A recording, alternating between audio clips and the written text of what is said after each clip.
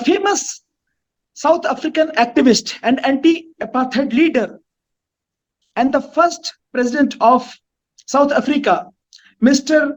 Nelson Mandela, once said, and I quote him, "Education is the most powerful weapon which you can use to change the world."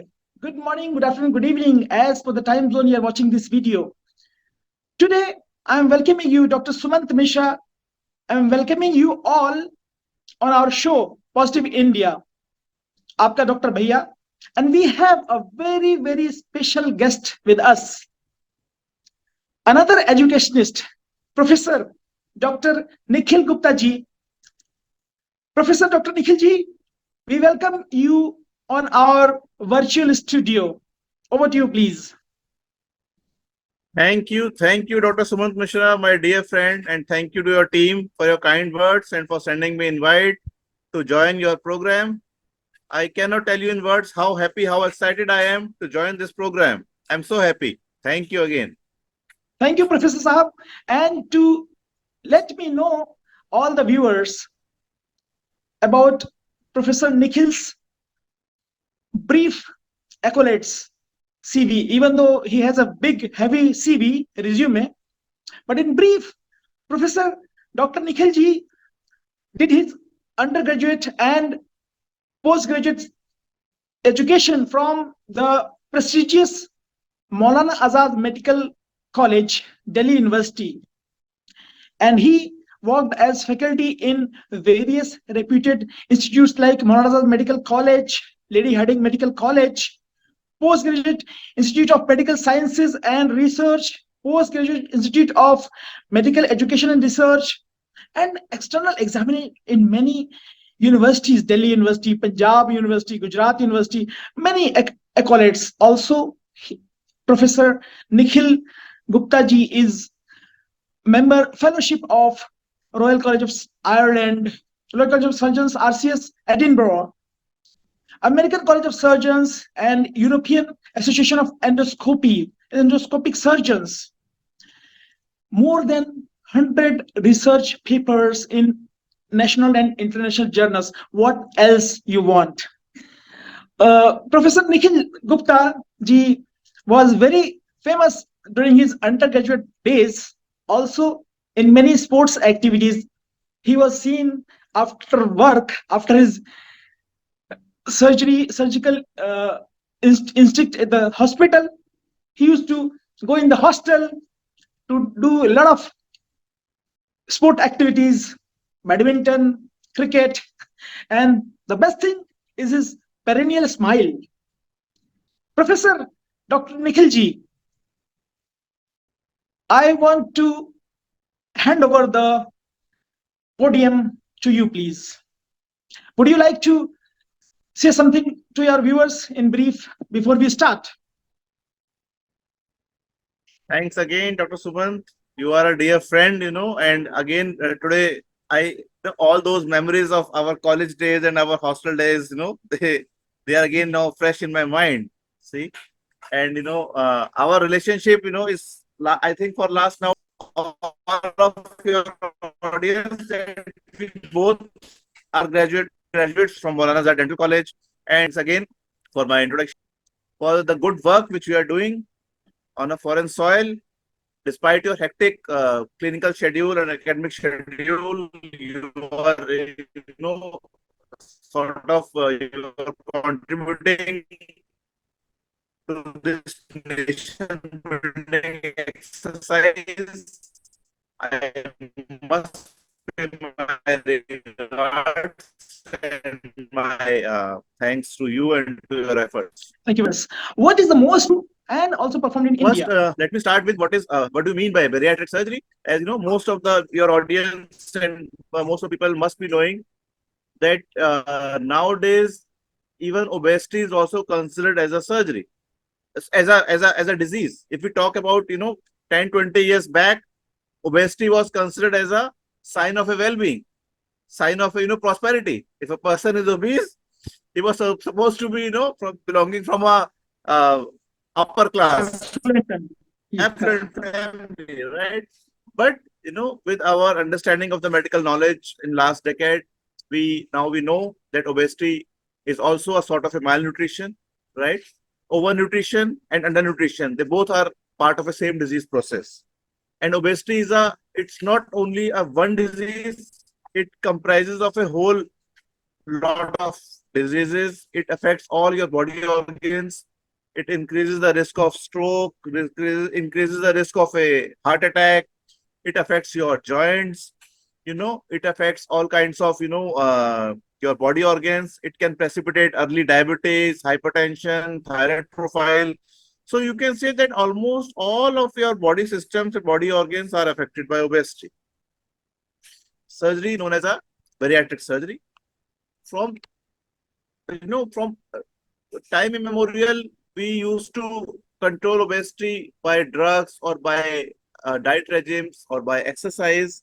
But there are many patients, I will say, in which all these remedies, they fail. And patient is not able to achieve the adequate weight loss which he wants to achieve. Bariatric surgery helps those patients who are quite motivated, but despite their diet control, exercise, and all those regimes, they are not able to achieve adequate weight loss. And minimal access surgery is a boon for those patients. With the help of a minimal access surgery, we make small holes in the patient's belly. We introduce our instruments and we operate with those instruments. And we do various kind of procedures. We either reduce the volume of the stomach or we do some kind of a bypass procedure which achieves inadequate weight loss to these kind of patients. Now coming on to your question, which is the most commonly performed bariatric surgery.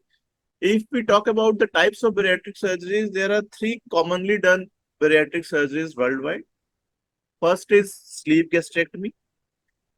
Second is Roux-en-Y gastric bypass. And third is mini gastric bypass. Worldwide as well as in India, the most commonly done bariatric surgery is a laparoscopic sleeve gastrectomy, also known as in short form LSG. Laparoscopic sleeve gastrectomy, as the word itself implies, we make a sleeve of the stomach. As we know, stomach is basically a money bag sort of thing. It's a reservoir. Whatever we eat, it gets accumulated in the stomach, and from that stomach, gradually it enters into the small intestine for digestion. So with our laparoscopic approach, we reduce the volume of the stomach. We hardly leave about 100 to 120 ml of stomach capacity so that patient is able to eat less. Plus, there is also a hormone ghrelin which comes from the body of the stomach, fundus of the stomach. We remove that part of the stomach also so that the production of this hormone goes down and patient's appetite also goes down. So the hunger goes down plus the capacity to eat goes down, which ultimately leads to weight loss. So laparoscopic sleeve gastrectomy is the most commonly done bariatric procedure. I will say 60 to 70% of the bariatric procedures are laparoscopic sleeve gastrectomy, followed by Roux-en-Y gastric bypass, which is at second place, and at third number is mini gastric bypass. Thank you very much for the extensive discourse to our viewers, Professor Nikhil Sahab. Now, what do you think? How long normally it takes, normally, for the patients to recover after such kind of bariatric surgeries? With the help of a laparoscopic surgery, patient's recovery is very fast. Patient starts taking liquids very next day, or you can say within 24 hours.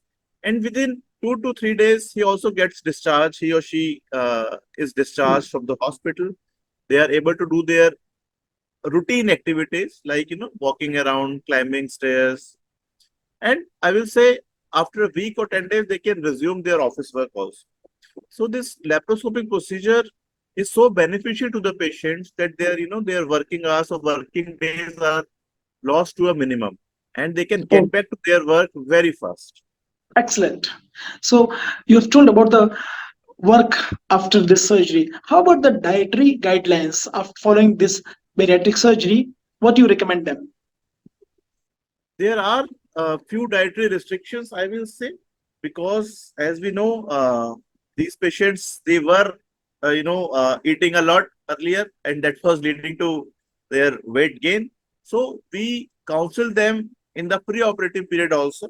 We ask them to follow a strict diet regime so that their weight loss should be continuous.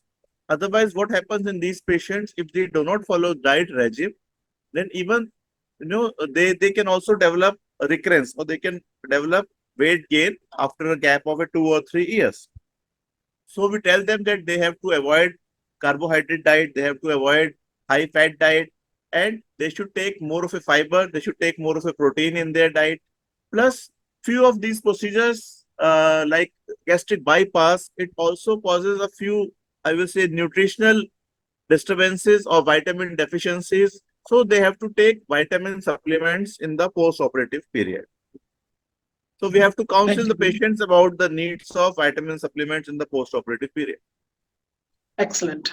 And as far as surgeries are concerned, all kind of surgeries, now talking about bariatric surgeries you are performing, what are the various potential risks and complications associated with bariatric surgery?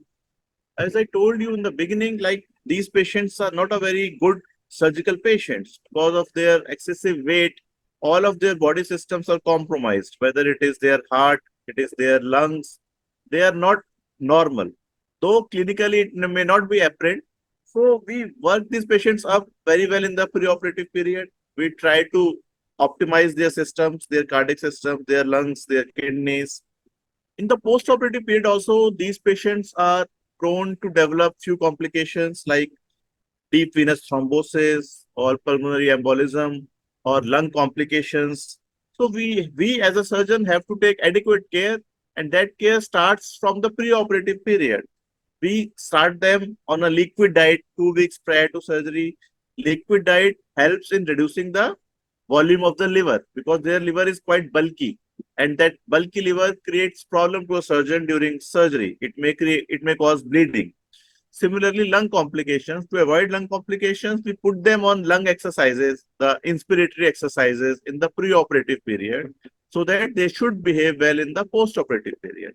Then to avoid thrombosis and embolism, we put these patients on anticoagulation in the pre-operative period. And we continue all these exercises, all these medications in the post-operative period also to reduce the risk of these complications and to make these surgeries safer.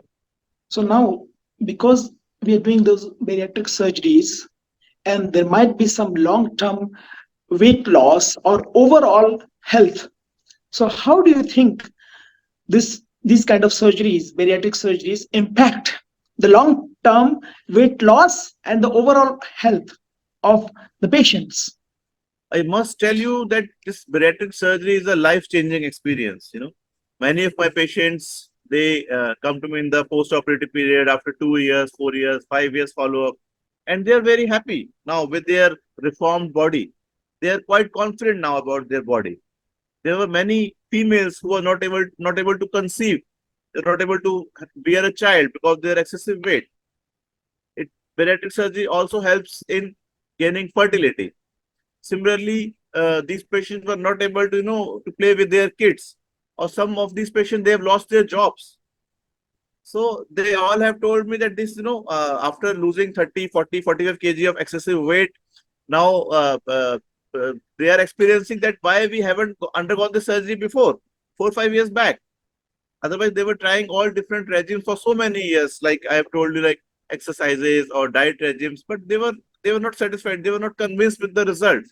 But with the help of a bariatric surgery, within a span of 6 to 8 months, they were able to shed most of their excessive weight.